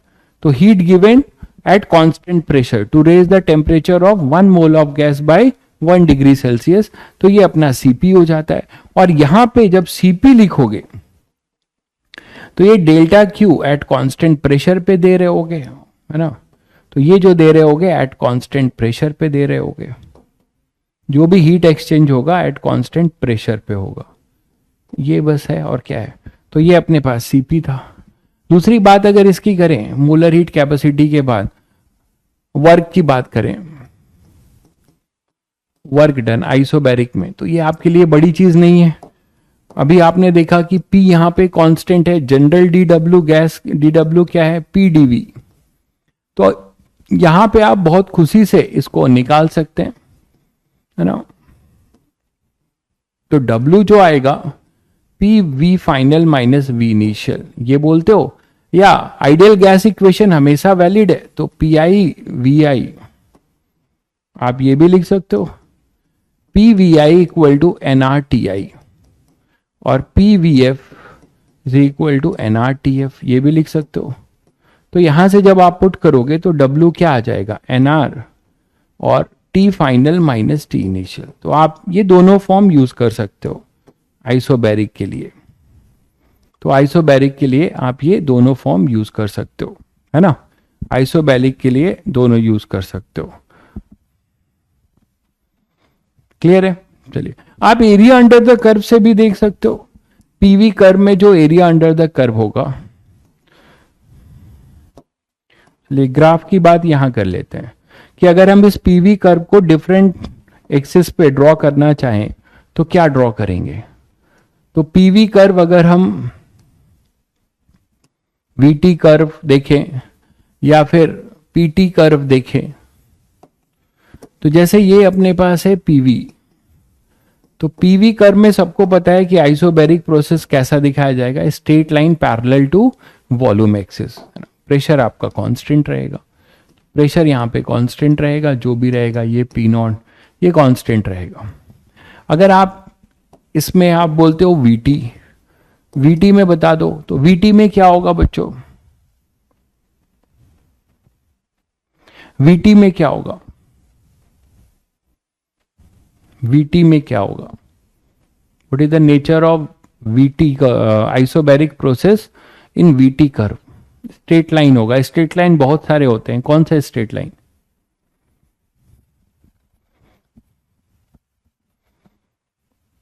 स्ट्रेट लाइन कौन सा, यस पासिंग थ्रू ओरिजिन होगा, बिल्कुल पासिंग थ्रू ओरिजिन वाला होगा, है ना, पासिंग थ्रू ओरिजिन वाला होगा भाई। तो अगर मैं 2 बना दूं तो भी आप यहां से समझ सकते हो,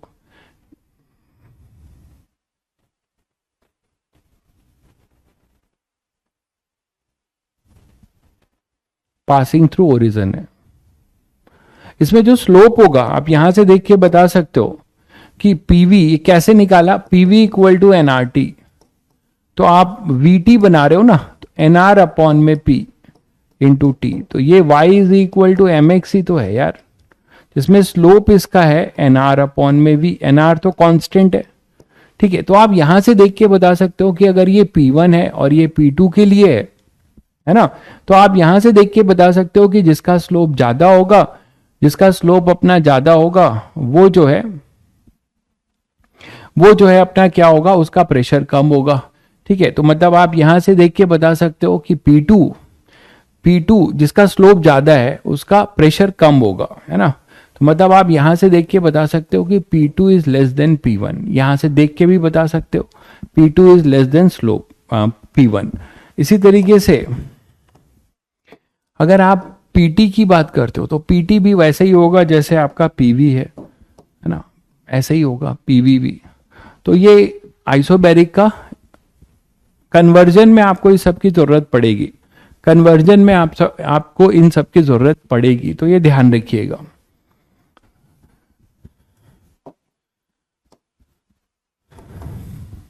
नेक्स्ट बात करें तो अपना आइसोकोरिक है। आइसोकोरिक जिसमें आप क्या बोलते हो, वॉल्यूम कांस्टेंट है। तो वॉल्यूम कांस्टेंट है तो इसके लिए आप बोल सकते हो कि what is the molar heat capacity. Molar heat capacity इसके लिए क्या होगी,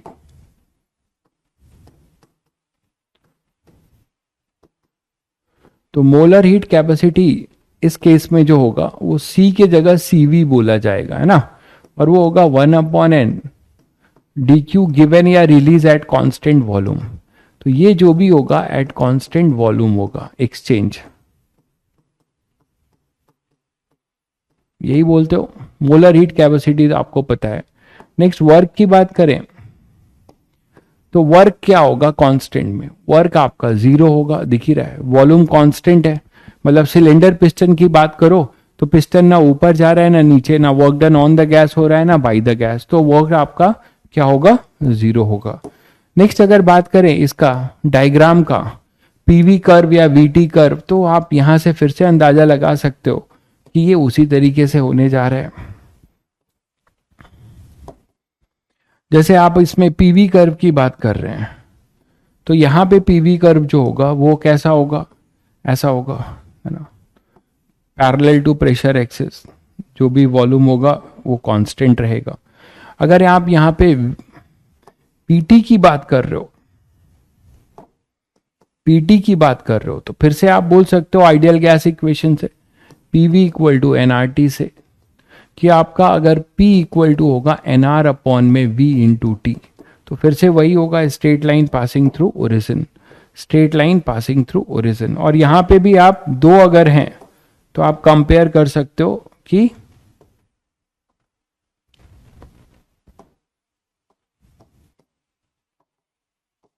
कौन बड़ा है कौन छोटा है ना।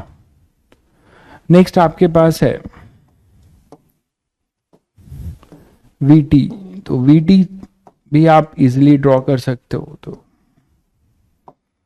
मैं बस एक रिकैप करता जा रहा हूं, क्वेश्चंस करेंगे फिर अलग। आइसोकोरिक हो गया, ठीक है, जिसमें मैंने बेसिक बातें डिस्कस करी, ठीक है। चलिए नेक्स्ट अपने पास है आइसोथर्मल। तो आइसोथर्मल की जो बात हो रही है,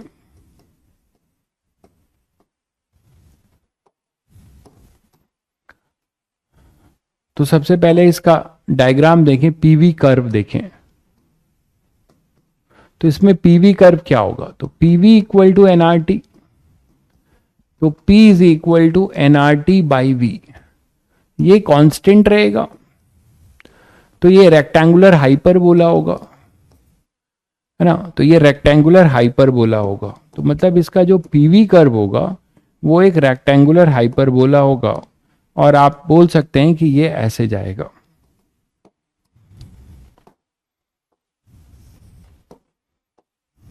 तो मान लो मैं इस तरीके से अगर दो बना दिया, ऐसे और भी हो सकते हैं, तो आप यहां से बता सकते हो कि हाइयर आइसोथर्म, एक बोला जाता है कि higher isotherm have higher temperature. मान लो ये T1 है, ये T2 है, और आइसोथर्म क्या होते हैं, locus of all the point which are at same temperature, है ना। हाँ, पॉलीट्रॉपिक जस्ट इसके बाद ही स्टार्ट करेंगे, सभी को जनरलाइज करते हुए। तो अब यहाँ पे बस इसको एक बार रिकैप कर दे रहे हैं, बहुत लोगों को नहीं याद होगा। तो ये चीज जो है, यहाँ पे जितने भी पॉइंट्स हैं, all the points are at the same, तो आप इसको बोलते हो आइसोथर्म। तो ये सब आपके क्या है, ये आइसोथर्म है। आइसोथर्म क्या है, isotherm at all the points at isotherm, locus of all the point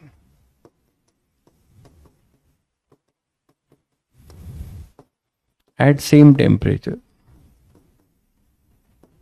है ना। तो यहां पे जितने भी पॉइंट होंगे 1 2 3 4, तो ये T1 equal to T2 equal to T3 equal to T4 ये सब T के बराबर होंगे, मतलब T2 के बराबर होंगे, ये सब T2 के बराबर होंगे, है ना। दूसरा ये बोला जाता है,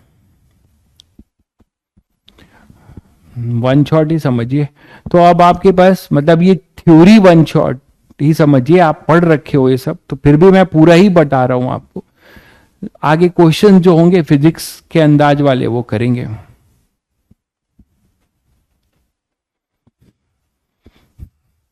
केशु भाई कह रहे हैं वन शॉट जैसा होगा, यूट्यूब पे अपलोड कर दीजिए, व्यू मिलेगा। अरे मेरे भाई, मुझे इन व्यू और इन सब से बहुत ऊपर हूं मैं, बहुत पहले से, मुझे नहीं चाहिए कुछ। तो यहाँ पे ये T2 है, तो यहाँ पे अपने पास T2 is greater then T1। एक बात ध्यान रखिए, ये बोला जाता है कि हाइयर आइसोथर्म रटने की जरूरत नहीं है, आप लॉजिक दे सकते हो, आर एट हाइयर टेम्परेचर, ये बोला जाता है। Higher isotherms are at higher temperature. कैसे आप प्रूव कर सकते हो? बहुत ही बेसिक वे से। क्या कर सकते हो, मान लो आप कोई पॉइंट ले लो यहाँ पे, ठीक है। तो यहाँ पे अगर आप पॉइंट लेते हो और इसका एक 2' यहां लेते हो, 2 और 2' दोनों का वॉल्यूम आपका सेम है, वो है V0 मान लो, ठीक है। ये है वॉल्यूम V और ये है प्रेशर P, तो ये V0 है। और इसके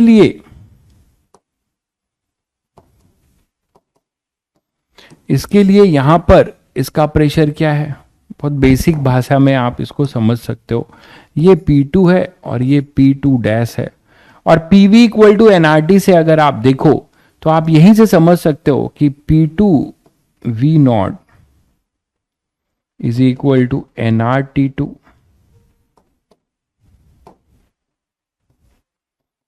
मतलब एक ही गैस है, ध्यान दीजिएगा, एक ही गैस को आप डिफरेंट पाथ से ले जा रहे हो, ठीक है। तो यहां पे NRT2 और यहां पे P1 P2'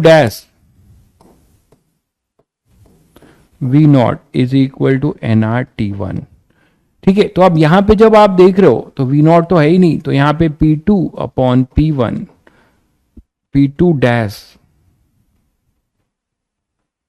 P2, अच्छा P2 और P2' है, तो P2 upon P2' is equal to T2 upon T1। और यहां से दिख रहा है कि हमें कौन बड़ा है, P2 ग्रेटर है बच्चों, तो आप यहां से बता सकते हो T2 ग्रेटर देन T1। तो हाइयर आइसोथर्म आ रहा है एट हाइयर टेम्परेचर, बट आप T2' होगा, क्यों T2' होगा, मैंने T2 लिया है, T1 T2 लिया है, तो आप T2, अच्छा आप इसमें परेशान हो तो एक काम करो, P1 P2 कर लो यार, आप क्यों परेशान हो, आपकी खुशी, इसको आप P2 कर लो, इसको P1 कर लो, इसमें क्या बात हो गई ऐसी, ठीक है। तो इसको P1 कर लो, आपको अटपटा सा लग रहा है,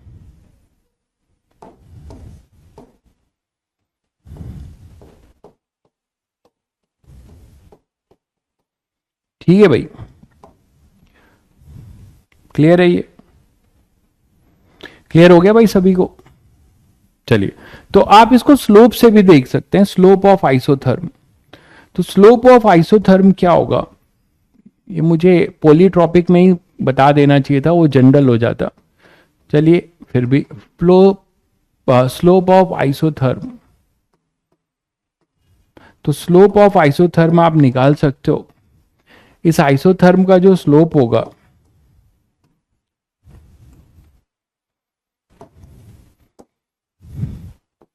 ये ऐसे है मान लो, तो कहीं पे आप इस पे टेंजेंट खींचोगे, तो जो ये टेंजेंट खींचोगे इस आइसोथर्म पे, that is the slope of isotherm इस पॉइंट पे, है ना। और ये पीवी कर्व है, तो स्लोप ऑफ आइसोथर्म आप निकाल सकते हो, पीवी है ये। तो ये अपना है, क्या होगा, डीपी बाई डीवी। आप आइसोथर्म पे स्लोप खींच रहे हो तो क्या हो जाएगा, आइसोथर्म पीवी के लिए होता है, ये ध्यान रखिएगा। आइसोथर्म जो बनता है, रेक्टेंगुलर हाइपरबोला जो बनता है पर्टिकुलर, उसी को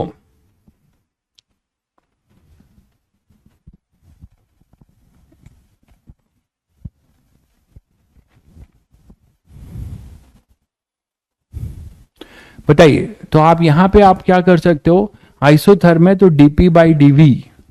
एक भाई कह रहा है सर आपने ये भावना कैसे आई, मुझे भी डेवलप करना है। ये तो बहुत सिंपल है यार। आप आसक्ति मत रखो किसी चीज की। आप किसी चीज को कर रहे हैं, लोग सोचते हैं कि हम आसक्ति रखेंगे तभी सक्सेसफुल होंगे। सक्सेसफुल होने का एक लिमिट है, एक पैरामीटर है। लोग यहाँ पे सक्सेसफुल नहीं होना चाहते, पैसा कमाना चाहते हैं। अपने आज के जो सामाजिक, जो अपने जो सामाजिक ताना बाना है, उसका जो मूल मंत्र है और इंपॉर्टेंस जो लोग दे रहे हैं, ओनली मनी फैक्टर। हम में और कोई, बस यही अच्छी बात है कि हम जो लोग हैं कोई गलत काम करके जो है पैसा नहीं कमा रहे हैं, ठीक है। लेकिन अगर इथिकली देखो ना, तो इसमें भी गलतियां हैं, इसमें भी गलतियां हैं।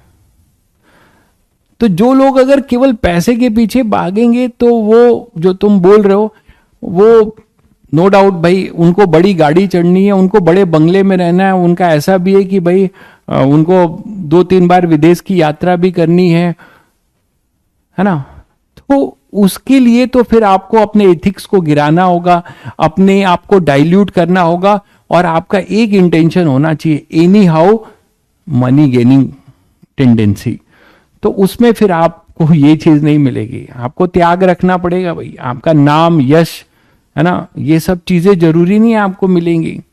इसको पाने के लिए आपको बहुत कलाकारी करना पड़ेगा। अब ये बताओ कि YouTube पे आपको, जैसे मुझे एक बच्चा सजेस्ट कर रहा है, YouTube पे मुझे छाना है, तो YouTube पे छाने के लिए क्या कंटेंट की जरूरत है? क्या नहीं, कंटेंट की जरूरत है 30%।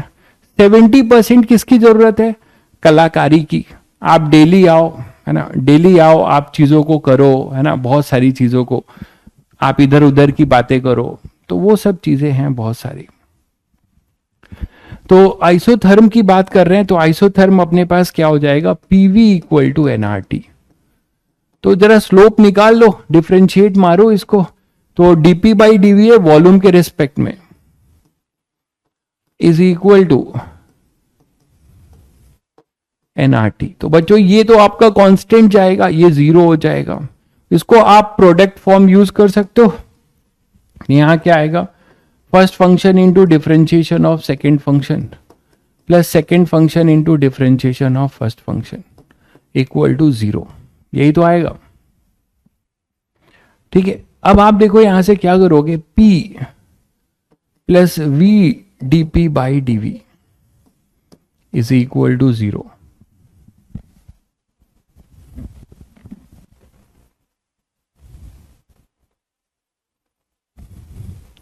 ठीक है। तो अब यहां से अपने पास क्या हो जाएगा, तुम लोग कृष्णा बाबू तुम यही सब टाइटल दे दो, कहीं ऐसा ना हो आपकी तैयारी who is roasted to who में चला जाए। तुम लोग अभी यही तुम लोगों को ज्ञान दे रहा हूं और तुम उसी चीज को नहीं समझ रहे हो। तो P is equal to minus V D P by D V. आप मीडिया में काम करना चाहते हो, देखो एक चीज तो है, जो बच्चा ऑनलाइन की क्लास करता है ना, उसको क्या करना चाहिए, अगर वो सक्सेसफुल नहीं है तो उसको जर्नलिज्म कर लेना चाहिए। 2 साल किसी बच्चे ने, वो फर्जी बच्चे ने ऑनलाइन क्लास किया है और टीचर की बातों को कहीं ना कहीं लिंक करके और कलाकारी कर रहा है, तो उसको जर्नलिज्म करना चाहिए और उसको नौकरी मिलेगी मीडिया में और वो बहुत सक्सेसफुल होगा, क्योंकि वो किसी की बात को तोड़ मरोड़ के कहीं किसी एंगल से पेश करने की कला उसके अंदर आ चुकी होगी। ठीक है। तो ऐसे बच्चों को एक फायदा हो रहा है, वो बच्चे जो है उनका करियर बिल्डअप हो रहा है इन मीडिया में जो फर्जी जोड़ देते हैं ना इधर उधर की चीजें करके, बात को बतंगड़ बना के, वो वाले बहुत सारे बच्चों को वो कला यहाँ पे मिल रही है। तो वो उनको टेंशन नहीं लेना है, उनका करियर तो पैरेलली बन रहा है, कोई दिक्कत नहीं है। तो P equal to minus V DP by DV. तो यहां से बच्चों क्या मिलेगा, DP by DV is equal to minus P by V. Minus तो ये बता रहा है कि ऑब्ट्यूज एंगल है, ये ऑब्ट्यूज एंगल है, तो that is the slope of isotherm. तो ये अपने पास क्या हो जाएगा, slope of isotherm, slope of isotherm. तो स्लोप ऑफ आइसोथर्म क्या होगा, माइनस पी बाई वी। तो स्लोप ऑफ आइसोथर्म है अपना माइनस पी बाई वी। अगर बच्चों आपको ये पता है स्लोप ऑफ आइसोथर्म,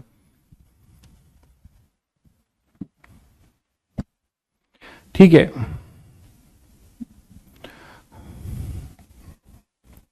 तो that is our minus P by V. ठीक है बच्चों, धन्यवाद भाई, धन्यवाद। आपको लगता है ऐसा तो कि मैं आपका फेवरेट टीचर हूं। DP by DV equal to minus P by V. अब मान लो इसमें बल्क मॉडुलस की बात करें, बल्क मॉडुलस याद है फॉर्मूला बच्चों, अभी चैप्टर पढ़ेंगे मैकेनिकल प्रॉपर्टी में, लेकिन आपको याद है बल्क मॉडुलस, इसको आप इससे रिलेट कर सकते हो, है ना। बल्क मॉडुलस क्या होगा, तो बल्क मॉडुलस बच्चों क्या लिख सकते हो, बी याद करो, मैं तुम्हें याद करा रहा हूं, minus DP upon DV by V. Change fractional volumetric strain याद है आप लोगों, अरे भाई volumetric stress upon volumetric strain, इसी को तो बोलते हो वॉल्यूमेट्रिक स्ट्रेन। अभी तो आपने पढ़ा थर्मो में, और ये वॉल्यूमेट्रिक स्ट्रेस हो जाएगा, प्रेशर लिक्विड में होता है और गैसेस में। Volumetric stress, volumetric stress, volumetric stress upon volumetric strain.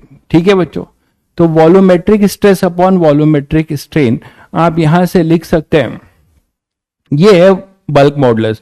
तो bulk modulus for isothermal process, B isothermal में क्या होगा पूछा जाए तो बता सकते हो सब लोग, बी आइसोथर्मल में क्या होगा, आपके पास रेडी है, तैयार है, क्या लिखने वाले हो बच्चों।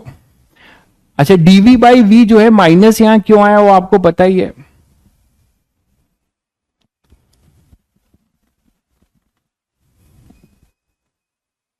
ठीक है। तो अब यहां से अपने पास क्या हो जाएगा, बी आइसोथर्मल, तो बी आइसोथर्मल क्या होगा बच्चों, बी आइसोथर्मल आप बता सकते हो, यहां पे बस ये वैल्यू पुट कर दो, वी को ऊपर ले जाओ, है ना, तो वी को ऊपर ले जाओगे तो कितना आएगा, माइनस वी ऊपर जाएगा, और ये अपने पास डीपी बाई डीवी, और डीपी बाई डीवी एक तरीके से आप निकाल चुके हो, देखो तो यहां पुट करोगे तो आपके पास आएगा पी, है ना।